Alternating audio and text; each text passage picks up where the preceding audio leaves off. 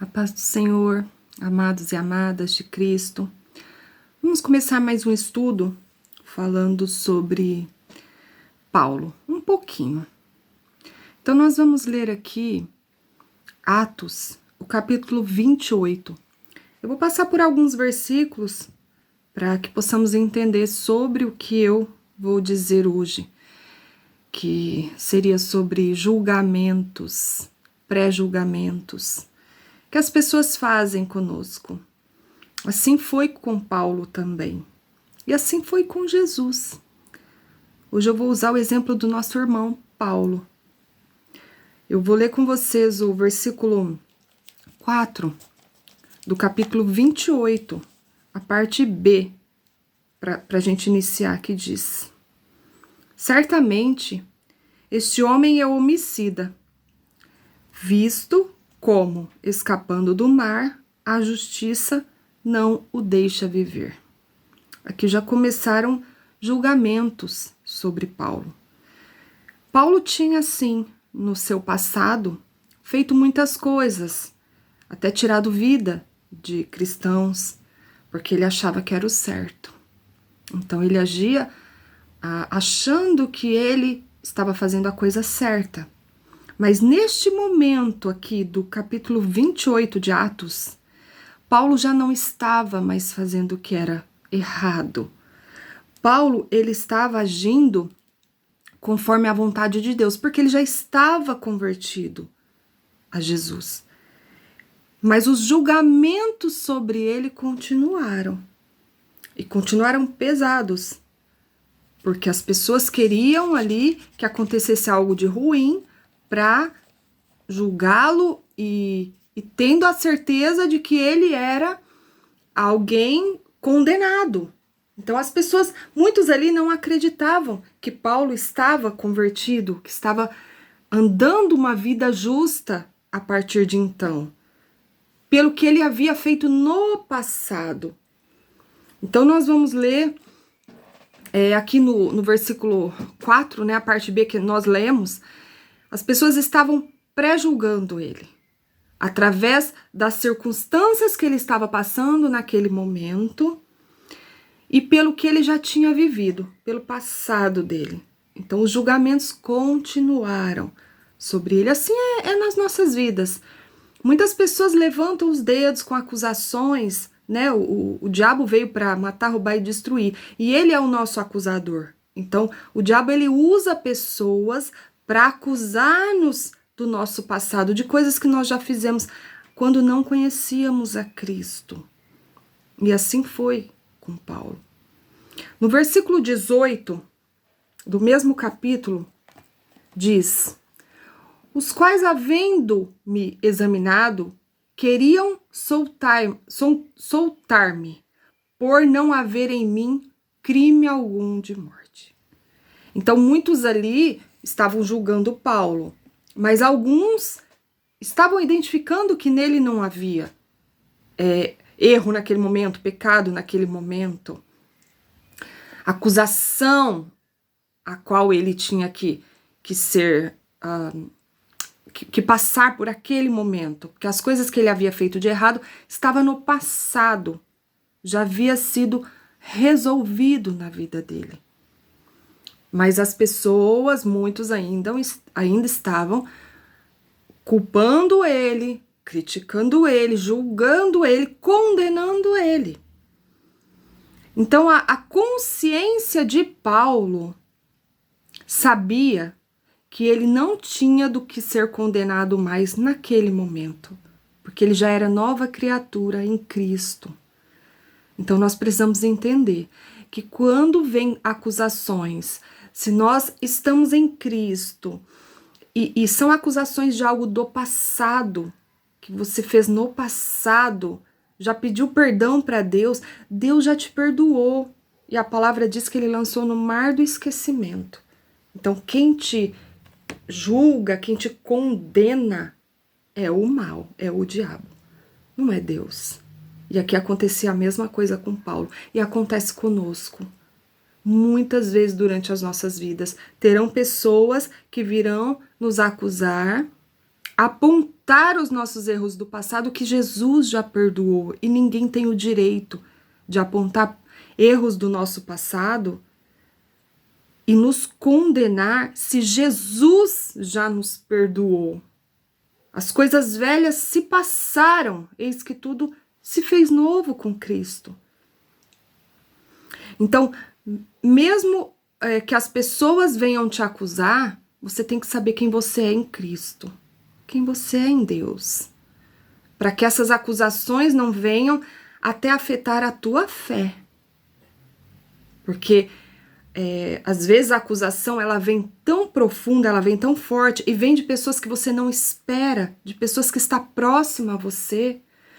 E essas acusações começam a ter poder sobre a sua vida, dificultando até você de continuar a ter fé, continuar firmado em Deus, por conta de falsas acusações, por conta de apontamentos do teu passado.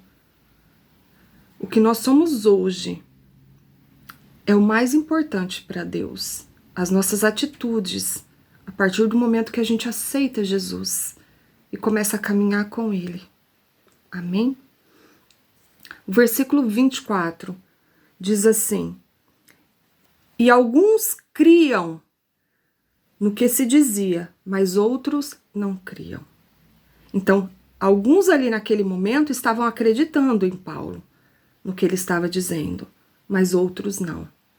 Então, nas nossas vidas é assim também. Alguns vão acreditar que você é nova criatura, que hoje você prega o evangelho, você tenta viver o evangelho.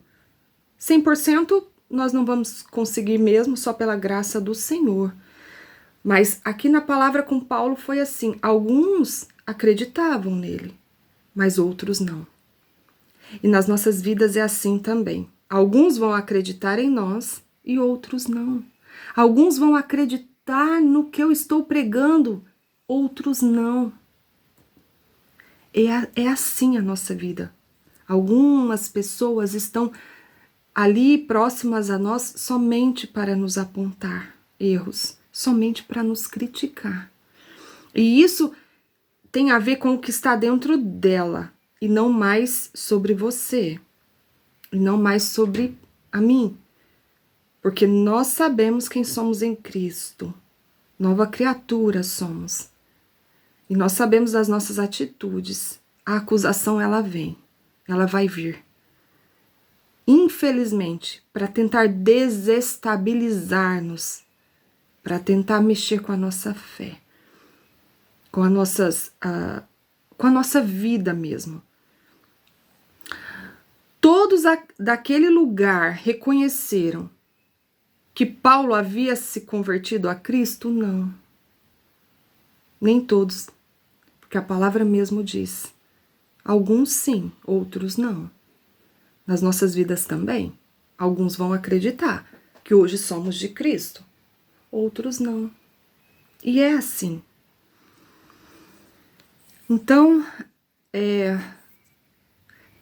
alguns reconheceram que Paulo tinha se convertido a Cristo, estava vivendo uma nova vida, mas nem todos quiseram a Cristo. Então, mesmo dentro daqueles que reconheciam que Paulo estava em Cristo, eles não quiseram Cristo. Alguns sim, aceitaram a Jesus como único e suficiente Salvador, reconheceram que a obra de Jesus era pela salvação da humanidade e seguiram a sua vida com Cristo. Mas outros não. Mesmo vendo que Paulo, após passar pela picada da serpente, né? Que diz aqui, ó, no versículo 5, mas sacudindo ele a víbora no fogo, não sofreu nenhum mal. Mesmo vendo ali o milagre acontecendo em Paulo, muitos não quiseram a Cristo. Eles até reconheceram Jesus na vida de Paulo, mas não quiseram. Alguns não quiseram, viraram as costas e não querem. Assim é nas nossas vidas. Muitos reconhecem Jesus na sua vida, na minha vida, mas não quer esse Jesus, porque sabe que a partir do momento que nós estamos em Cristo, nós precisamos fazer algumas renúncias nas nossas vidas. Renunciar o que nos afasta de Deus, o que desagrada a Deus. Porque na palavra do Senhor, nas Escrituras, na Bíblia, tem tudo. Tem o que é certo, o que é errado, como devemos caminhar com Cristo, o que nós devemos abandonar, práticas que devemos abandonar.